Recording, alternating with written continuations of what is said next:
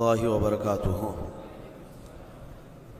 الحمد لله وكفى وسلام على حبيبه المصطفى. أما بعد فأعوذ بالله من الشيطان الرجيم. بسم الله الرحمن الرحيم.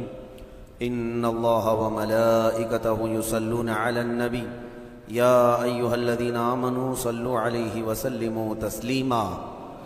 اللهم صل على سيدنا محمد معدن الجود والكرم وآلہ وصحبہ الکرام وابنہ الکریم وبارک وسلم صلاۃ دائمۃ سرمدا ابدا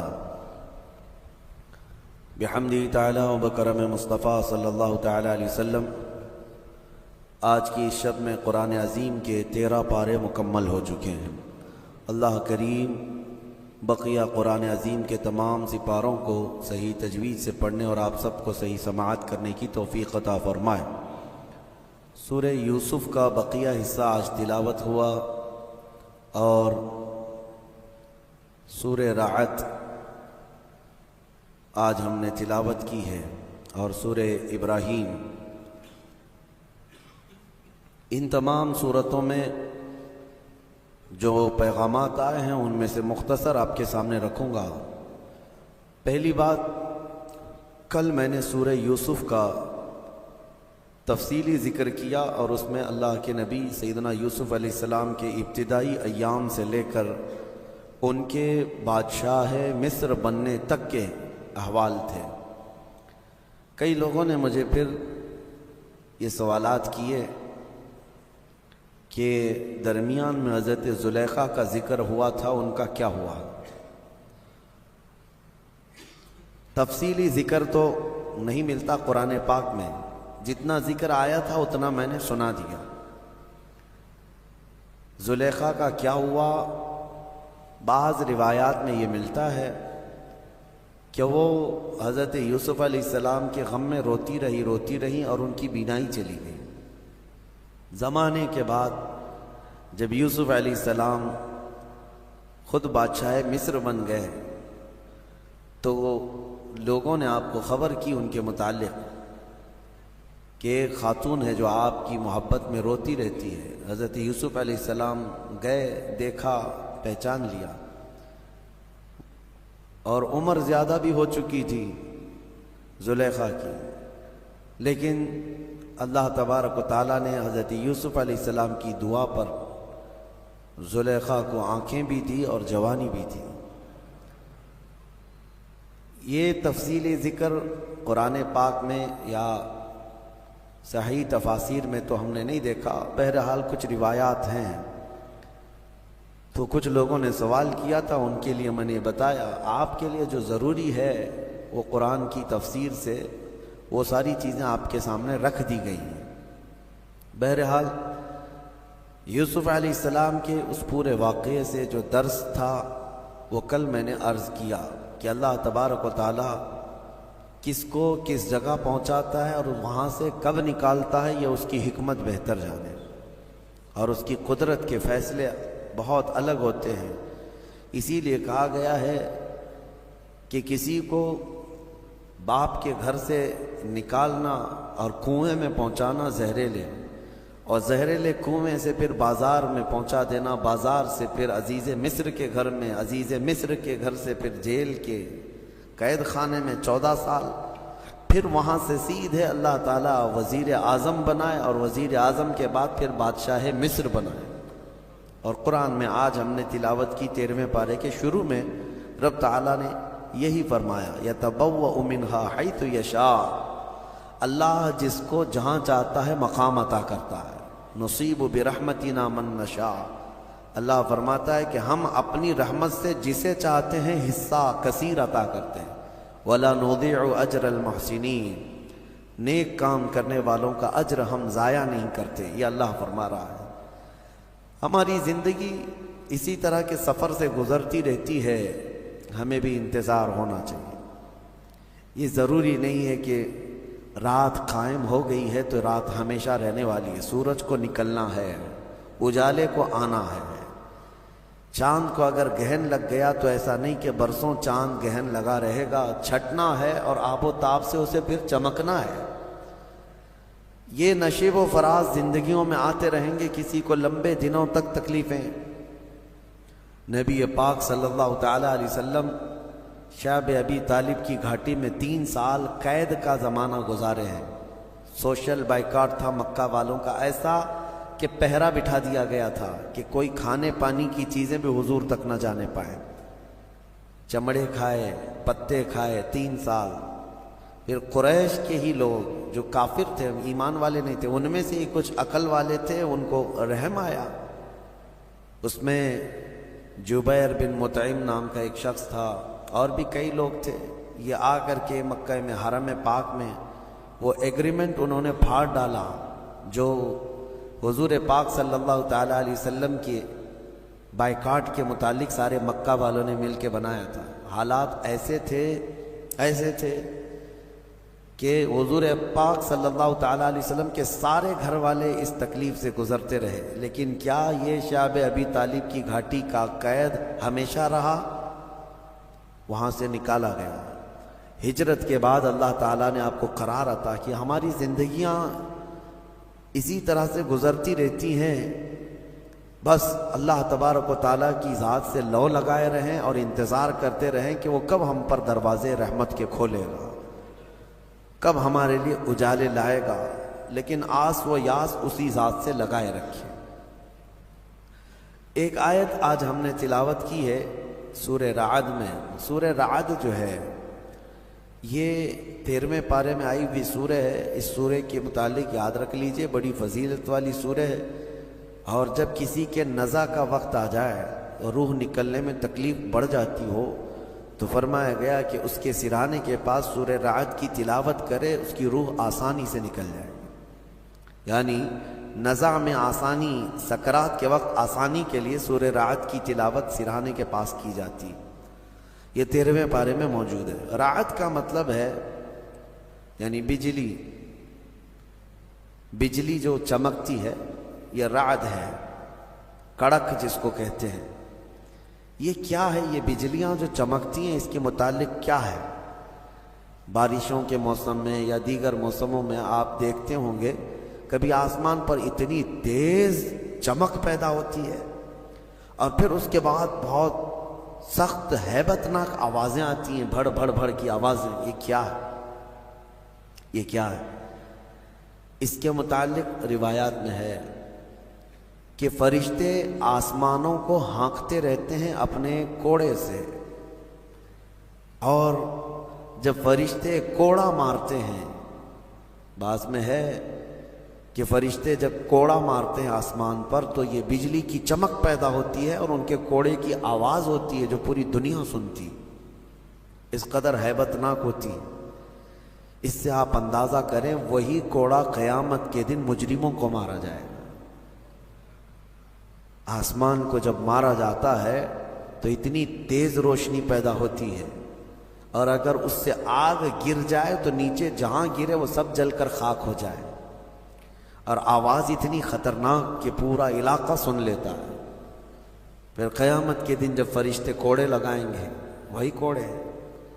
ہمارا جسم کیسے اس چیز کو اٹھا سکے گا، برداشت کیسے کر سکے گا؟ بہرحال ایک آیت ہے اس میں سورہ رعد میں، اس کی تلاوت کرنی چاہیے جب بھی بجلیاں گرجتی ہیں. وَيُسَبِّحُ الرَّعْدُ بِحَمْدِهِ وَالْمَلَائِكَةُ مِنْ خِيفَتِهِ وَيُرْسِلُ الصَّوَاعِقَ فَيُصِيبُ بِهَا مَنْ يَشَاءُ وَهُمْ يُجَادِلُونَ فِي اللَّهِ وَهُوَ شَدِيدُ الْمِحَالِ. اللہ فرماتا ہے یہ کڑک اللہ کی تسبیح بیان کرتی ہے، اس کے حمد کی، اور فرشتے خوف کھاتے ہیں، ڈرے ہوئے ہوتے ہیں. اور اللہ فرماتا ہے یہ بجلیاں اللہ چھوڑ دیتا ہے جسے چاہے جا کر کے لگ جاتی ہیں. یعنی یہ کرنٹ جو چلتا ہے بجلی کوڑے مارنے کے بعد، یہ دنیا میں کہیں نہ کہیں گرتی ہے، اور جس کو چاہے وہ بجلیاں جلا کر خاک کر دیتی ہیں. اللہ تبارک و تعالیٰ نے اس کا ذکر اس سورہ میں بیان فرمایا. اسی سورہ میں ایک آیت ہے، اللہ فرماتا ہے ان اللہ لا یغیر ما بقوم حتی یغیروا ما بانفسہم. بے شک اللہ تعالیٰ اس وقت تک کسی قوم کی حالت نہیں بدلتا جب تک وہ قوم خود اپنی حالت بدلنے کی فکر نہ کریں. قوت فکر و عمل پہلے فنا ہوتی ہے جب کسی قوم کی شوکت پہ زوال آتا ہے. سچ کہا ہے، سوچنے سمجھنے اور بدلنے کی طاقت جب ختم ہو جاتی ہے آدمی کی، تب وہ زوال پذیر ہوتا ہے، گرنے لگتا ہے۔ جس کو یہ فکر ہے کہ مجھے بدلنا ہے، اللہ تعالیٰ کی طرف سے اس کے لیے دروازے اور کھولے جاتے ہیں۔ کچھ لوگ یہ سوچتے ہیں یہاں بیٹھ کر کے میں متقی بن جاؤں، میں بیٹھ کر کے اللہ کا ولی بن جاؤں، میں کچھ کام نہ کروں اور مجھے ہر گناہ سے بچنے کی عادت ہو جانا چاہیے۔ ایسا کیسے ہوگا؟ تمہیں شوگر سے بھی بچنا ہے اور بی پی سے بھی بچنا ہے، لیکن روز 1 کلو شکر بھی کھاتے ہو، 1 کلو نمک بھی کھاتے ہو، کیسے ہوگا؟ تمہارا خود کا عمل، تمہاری کوشش جب تک نہ ہوگی، اللہ تعالیٰ فرماتا ہے ہم نہیں بدلیں گے ان کی حالتوں کو۔ اور جب تم بدلنا چاہو گے تو اللہ کیسے بدلتا ہے پتہ ہے؟ اللہ اکبر، حدیث قدسی ہے، اگر تم ایک بالش بڑھ کر کے آؤ گے، اللہ فرماتا ہے 10 قدم بڑھ کر کے تجھے لے لے گا۔ اللہ کی رحمت 10 قدم آگے بڑھ کر تجھے لے لے گی۔ تم چل کر کے آؤ گے تو اس کی رحمت دوڑ کر کے لے لے گی، لیکن شرط ہے کہ تم بدلنا چاہو۔ تم نے اگر جس دن یہ ارادہ کر لیا، عزم کر لیا، اللہ کی طرف سے مزید دروازے کھولے جاتے ہیں۔ لوگ یہ کہتے ہیں نا توبہ کرنے کے بعد بھی پھر وہی ہوتا ہے، چھوٹتا نہیں۔ مسئلہ توبہ کا یہ نہیں ہے کہ گال پہ تھپڑ مار لینا، توبہ کا یہ ہے عزم کرنا، پکا ارادہ کرنا، اور اللہ سے یوں عرض کرنا کہ تیرا وعدہ ہے کہ جو بدلنا چاہے، جو بڑھنا چاہے تو اسے بدل دے گا، میں بدلنے کے لیے آگے بڑھ رہا ہوں مولا، اب تو رحمتیں بھیج۔ پھر دیکھو کیسے نہیں بدلتے۔ اللہ تمہیں توبہ پر دوام عطا کرے گا، پھر کبھی بھی قدم پھسلے گا اللہ تمہارے لیے مدد نازل فرمائے گا۔ زندگی ہے، آخری سانس تک کچھ نہ کچھ خطائیں ہوتی رہتی ہیں، قدم جب بھی پھسلے گا لیکن مولا تمہیں توبہ کی توفیق ضرور عطا کرے گا۔ اسی لیے کوشش پہلے خود کے بڑھنے کی ہو، خود کے بدلنے کی ہو۔ ایک بات یاد رکھیں، ہمارے معاشرے میں اچانک کوئی ہوا نہیں آئے گی جو سب کو پرہیزگار بنا کے چلی جائے گی۔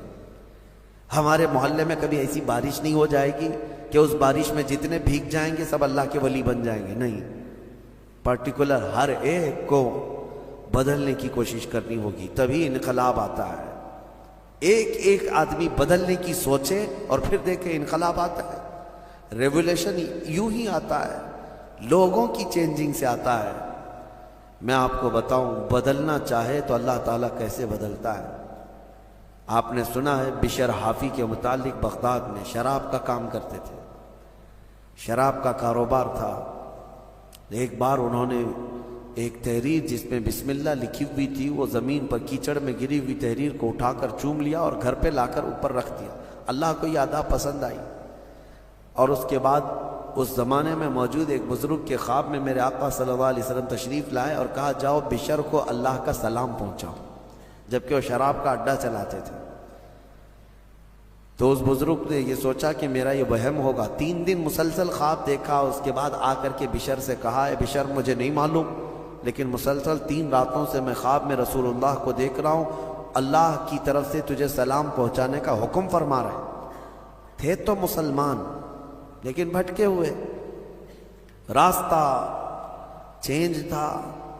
اسی وقت اپنے شراب خانے سے باہر نکلے، چیخ مار کر کی یوں عرض کرنے لگے مولا تو یقیناً رحیم و کریم ہے، ستار ہے، ایک بسم اللہ کے ٹکڑے کی میں نے عظمت کی اور تو رب العالمین مجھے سلام بھیجتا ہے، لیکن اتنا ہی نہیں کہ ایک سلام آیا اور پھر اس کے بعد اپنا دھندا چلتا رہا۔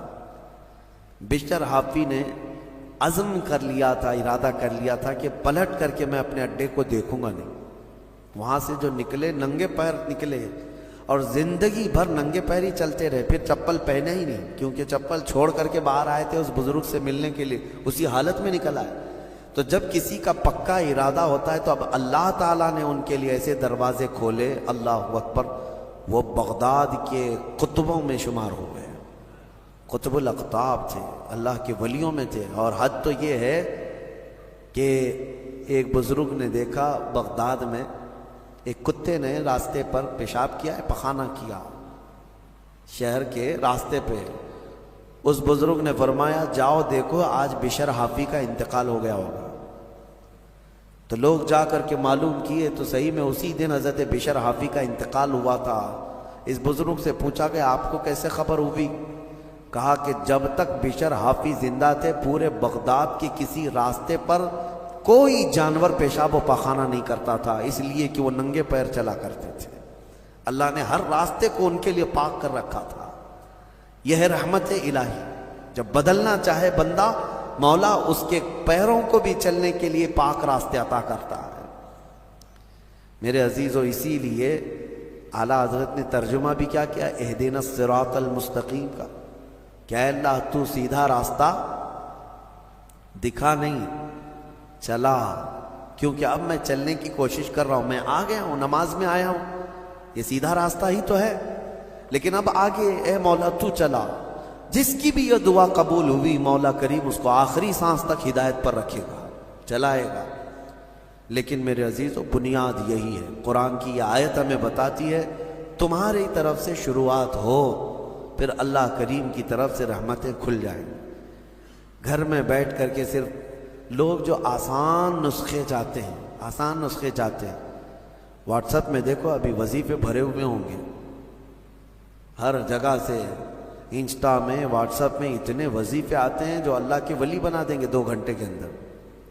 یہ پڑھنے سے وہ ہو جائے گا، وہ پڑھنے سے یہ ہو جائے گا، دوسروں کا مال کھاتے رہو اور وظیفے کرتے رہو، لوگوں کو ٹوپی ڈالتے رہو اور یہاں 100 وظیفے پڑھتے رہو، ان وظیفوں کا اثر نہیں ہوگا، تمہارے اندر سے تبدیلی ہو۔ حرام کھا کر کے تم 1000 بار بھی پڑھتے رہو تو تمہاری زبان سے کوئی جملہ آسمان تک نہیں جائے گا۔ تمہیں ان تمام چیزوں کو چھوڑ کر کے پھر دیکھو، آپ کو پتہ ہے محبوب الہی رحمۃ اللہ علیہ کے پاس ایک شخص آیا، کہا میری بیٹی کی شادی ہونی ہے، کچھ دے دیجئے۔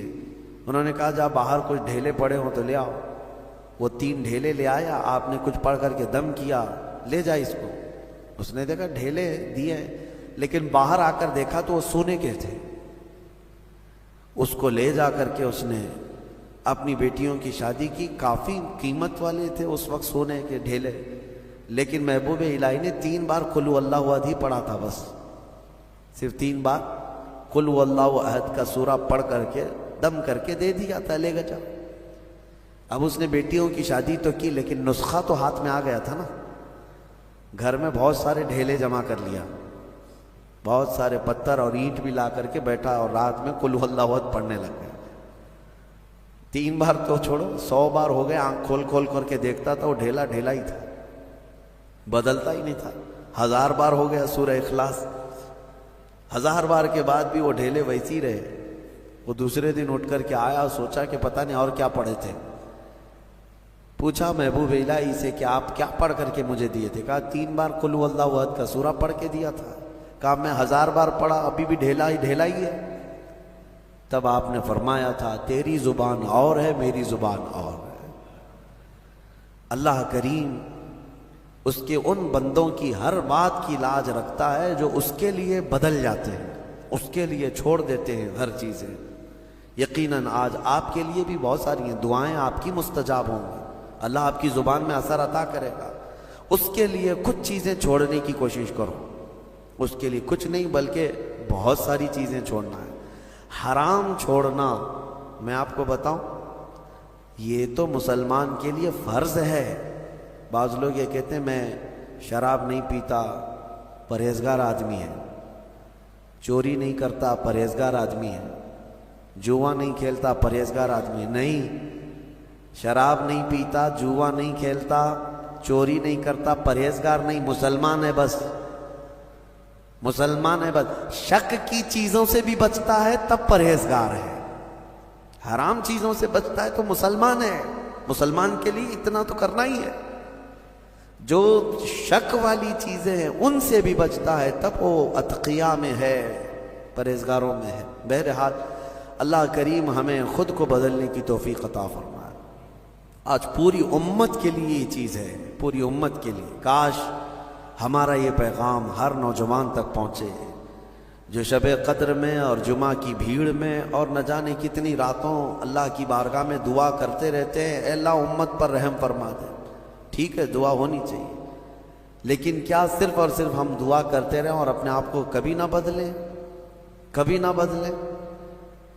جتنے لوگ اس بھیڑ کی دعا میں شامل ہوتے ہیں تو پھر وہ اپنے آپ کو تبدیل کیوں نہیں کرتے؟ اللہ کی بارگاہ میں مانگ کر تو جاتے ہیں بھی، فجر میں نہ نمازوں میں ان کا کوئی شمار ہے، نہ پھر رمضان کے احترام میں ان کا کوئی حصہ ہے۔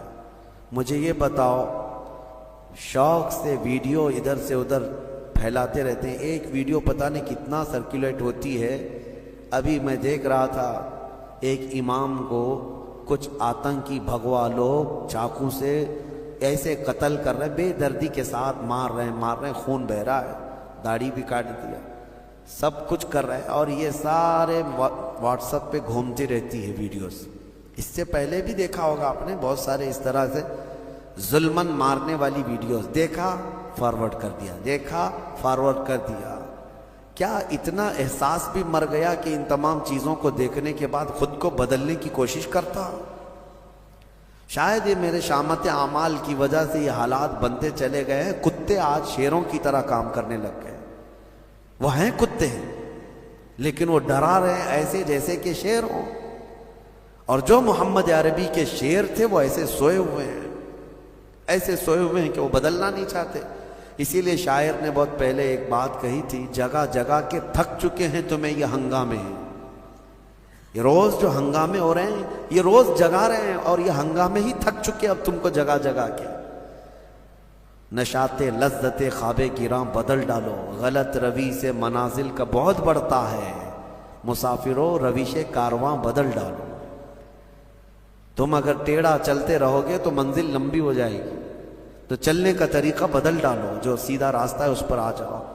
کیا اس بات پہ حیرت نہیں ہوتی ہماری بچیوں کی عزت لوٹ لی جاتی، ہماری خانقاہیں برباد ہوئی، مسجدوں کو توڑ کر کے مسمار کر دیا گیا، لوگ خوشی سے وائرل کر رہے ہیں۔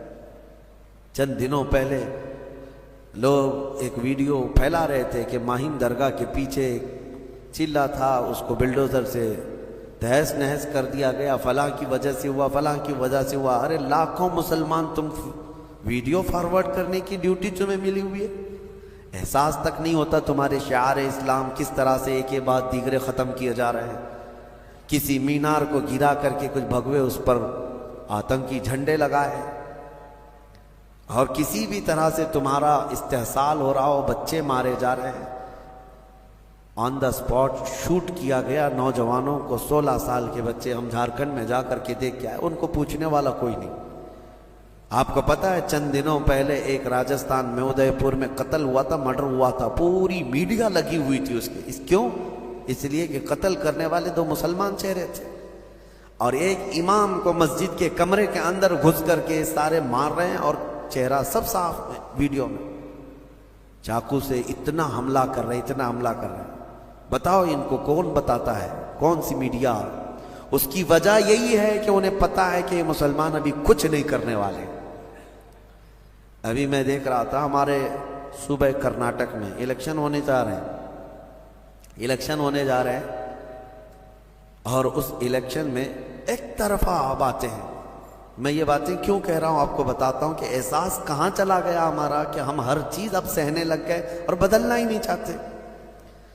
مسلمانوں کا ایک ریزرویشن تھا 4%، غالباً وہاں پہ 4% یا جتنا بھی تھا، اور بیٹھ کر کے پارلیمنٹ میں، صدن میں سارے لوگوں نے فیصلہ کر لیا مسلمانوں کا ریزرویشن کینسل، ختم۔ مسلمانوں کا ریزرویشن ختم کر کے وہ دلت طبقے کے کئی برادریوں میں اس کو تقسیم کر کے دے دیا گیا۔ میں بات بتا رہا ہوں، مجھے کسی ریزرویشن کی ضرورت نہیں، لیکن کیسے یہ درندے ننگا ناچ ناچتے ہیں اور سارے لوگ ہمارے منظر دیکھتے رہتے۔ بانٹ کر کے دوسرے طبقوں کو دے دیا گیا، دوسری برادریوں کو، لیکن ایک سماج ہے، ایک برادری ہے جس کو 2.5% بڑھا کر کے دیا ہے گورنمنٹ نے۔ پہلے سے آلریڈی ان کا ریزرویشن تھا، 2.5% اور بڑھا کر کے دیا، لیکن اس کے باوجود وہ پوری برادری کے لوگ سڑکوں پر آئے، توڑ پھوڑ کیے، بڑے بڑے نیتاؤں کے گھروں کو گھیرا کر لیے، صرف اس لیے کہ ہمیں کم بانٹا گیا ہے۔ ایک برادری والے، ایک سماج والے پورے سڑکوں پر ہیں کہ 2.5% جو ریزرویشن بڑھا کر کے دیا گیا ہے یہ کم بڑھایا گیا، ہمیں اور زیادہ بڑھا کے دینا تھا۔ اور ایک طرف یہ کروڑوں مسلمان ہیں جن کا پورا صاف کر دیا گیا ہے، اور کوئی بولنے کے لیے تیار نہیں۔ یا ہماری احساس کی موت نیت اور کیا ہے؟ آپ کو ایسا لگ رہا ہوگا کہ میں سیاسی باتیں کر رہا ہوں، بلکہ حقیقت یہ ہے کہ تمہاری ہر چیز چھین لے جانے کے بعد تم صرف اور صرف واٹس ایپ پہ فارورڈ کرتے رہ جاؤ کہ باقی کچھ نہیں۔ اور وہ نیتا کہاں ہیں جو بیچارے بھیک مانگنے کے لیے تو آ جاتے ہیں، لیکن ان معاملات پر کلام کرنے کی بھی بات نہیں ہوتی۔ خیر، میرا خلاصہ کلام یہی ہے، نہ سنبھلو گے تو مٹ جاؤ گے اے ہندی مسلمانوں۔ اقبال نے بہت پہلے کہا تھا، نہ سنبھلو گے تو مٹ جاؤ گے اے ہندی مسلمانوں، تمہاری داستان تک نہ ہوگی داستانوں میں، تمہاری داستان تک نہ ہوگی داستانوں میں۔ اور اسی اقبال نے کہا تھا، کہاں تم بیٹھنے لگ گئے آج، گٹر پہ، نالوں پہ، نکڑ پہ، تمہاری یہ جگہ ہے، تمہاری یہ جگہ ہے۔ نہیں تیرا نشیمن قصر سلطانی کے گنبد پر، تو شاہین ہے بسیرا کر پہاڑوں کی چٹانوں میں۔ تم امت محمدیہ ہو، بہرحال ہو سکتا ہے میری یہ بات کسی پر اثر کر جائے، اللہ کرے کہ مجھے اور آپ سب کو اپنے آپ کو بدلنے کی توفیق عطا فرمائے۔ امت آج قسم پرسی کے عالم میں ہے، اللہ کریم ہمیں بہترین قائد عطا فرمائے، ہمیں صلاح الدین کا نائب عطا فرمائے، ہمیں شہاب الدین کا نائب عطا فرمائے جو امت کو جوڑ دے اور ہماری کھوئی ہوئی وقار و عزت کو واپس دلا دے۔ اور ایک آیت میں آپ کے سامنے رکھ کر اپنی گفتگو کو سمیٹتا ہوں۔ اللہ نے فرمایا، اب قرار والی بات ہے، اتنی دیر میں نے جو گفتگو کیا یہ پریشان والی بات تھی کہ ہم نہیں بدل رہے، حقیقت ہے، لیکن ایک قرار والی، اطمینان والی بات ہے۔ اللہ فرماتا ہے، الا بذکر اللہ تطمئن القلوب، آگاہ ہو جاؤ، دلوں کا قرار اور اطمینان اللہ کے ذکر میں ہے، اللہ کے ذکر میں۔ اللہ کا ذکر صرف یہی نہیں ہے کہ اللہ اللہ اللہ کریں، آپ مسجد میں بیٹھے یہ بھی اللہ کا ذکر ہے، اللہ کا ذکر ہے۔ تم جس حال میں اسے یاد کر رہے ہو، ذکر کا مطلب عربی میں یاد کرنا۔ ذکر کے کئی قسمیں ہیں، ذکر باللسان، ذکر بالجوارح، ذکر بالقلب۔ تم اپنی زبان سے بھی ذکر کر رہے ہو اللہ کا، لا الہ الا اللہ، لا الہ الا اللہ، یہ ذکر باللسان ہے۔ ذکر بالجوارح، تمہارے ہاتھ کوئی نیک کام کر رہے ہیں، تم جو ہے یہاں صفائی کر رہے ہو اللہ کے گھر کی، کسی یتیم کی مدد کر رہے ہو، ہاتھ سے کوئی بھی کام کر رہے ہو، پیروں سے کوئی کام کر رہے ہو، چل کر کے جا رہے ہو، یہ تمہارے اعضاء کا ذکر ہے، تمہاری باڈی کا ذکر ہے۔ اور زبان سے بھی نہیں کر رہے، ہاتھ پیر سے بھی نہیں کر رہے، لیکن جہاں بیٹھے ہو اپنے دل میں اللہ کو یاد کر رہے ہو، یہ قلب کا ذکر ہے۔ لیکن آپ کو ہونا یہ چاہیے کہ ان تینوں میں کسی ایک میں مشغول ضرور رہو، یا تو ذکر بالقلب میں رہو، یا ذکر باللسان میں رہو، یا ذکر بالجوارح میں رہو، کسی بھی ذکر میں رہو گے بدلہ کیا ہے؟ اللہ فرماتا ہے فَاذْكُرُونِي أَذْكُرْكُمْ، تم مجھے یاد کرتے رہو گے میں تمہیں یاد کروں گا۔ اور اس کے یاد کرنے کا طریقہ یہ ہے، تفسیر میں فرمایا گیا، تم اگر اس کو تنہائی میں یاد کرو گے تو وہ مجمع میں یاد کرے گا، تم اگر انسانوں کے مجمع میں یاد کرتے ہو اللہ کو تو رب تعالیٰ فرشتوں کے مجمع میں تمہیں یاد کرتا ہے۔ اور جب تم رات کی تنہائی میں دنیا میں اسے یاد کرتے ہو تو اللہ کب یاد کرتا ہے؟ جب تم قبر کی تاریک وادی میں پہنچ جاؤ گے، رب تبارک و تعالیٰ تمہارے چرچے فرمائے گا۔ یاد کرنے کا مطلب یہاں پر چرچا کرنا، ذکر۔ ہاں یاد تو ہم کرتے ہیں لیکن اللہ چرچا کرتا ہے، اللہ تمہارا چرچا فرماتا ہے۔ تو دلوں کا قرار اور دلوں کا سکون کس میں ہے؟ اللہ کے ذکر میں ہے۔ جب دل بے قابو ہو جائے تو زیادہ سے زیادہ استغفار پڑھو اور اللہ کا ذکر کرو۔ اللہ ہمارے دلوں کو اطمینان عطا فرمائے اور ہمارے دلوں کو سکون عطا فرمائے۔ اور ایک بات یاد رکھیں، جس دل میں ذکر الہی نہ ہو وہ دل جو ہے گناہوں کی آماجگاہ بن جاتا ہے، کالا ہونے لگ جاتا ہے۔ کثرت سے اللہ کو یاد کرو، اور دل اگر کسی کے لیے دھڑکتا ہو تو وہ محمد عربی کے لیے دھڑکتا ہو صلی اللہ علیہ وسلم۔ اور جس دل ان کی محبت نہیں ہوتی، بلے شاہ میاں رحمۃ اللہ علیہ فرماتے ہیں اس دل میں کتے بستے ہیں۔ حضور کی محبت نہ ہو، اللہ کا ذکر نہ ہو تو اس دل میں کتے بستے ہیں۔ دل ہے وہ دل جو تیری یاد سے معمور رہا، سر ہے وہ سر جو تیرے نام پہ قربان گیا۔ اللہ کریم ہمیں وہی دل عطا فرمائے جس دل کے بارے میں مولانا روم فرماتے ہیں، مولانا روم کیا فرماتے ہیں؟ کعبہ بنائے خلیل اطہر است و دل گزرگاہ رب جلیل است۔ خانہ کعبہ یہ ابراہیم علیہ السلام کی بنائی ہوئی عمارت ہے، اور دل خود رب ذوالجلال کی گزرگاہ ہے۔ قلب المؤمن عرش اللہ، مومن کا دل اللہ کا عرش ہے، اللہ کا عرش ہے یہ تمہارا دل، اور اس کو پاک رکھو تو اللہ کے ذکر سے پاک رکھو۔ اللہ کریم کہنے سننے سے زیادہ عمل کی توفیق عطا فرمائے، اور قرآن عظیم کی تفاسیر پر ہمیں عمل کی اور اس کو عام کرنے کی توفیق عطا فرمائے۔ جتنی آیات بینات ہم نے پڑھی ہیں، اس میں جہاں غلطیاں، کوتاہیاں، کمیاں، بیشیاں ہوئی ہوں، اللہ اپنے فضل و کرم سے معاف فرمائے۔ وآخر دعوانا ان الحمد للہ رب العالمین۔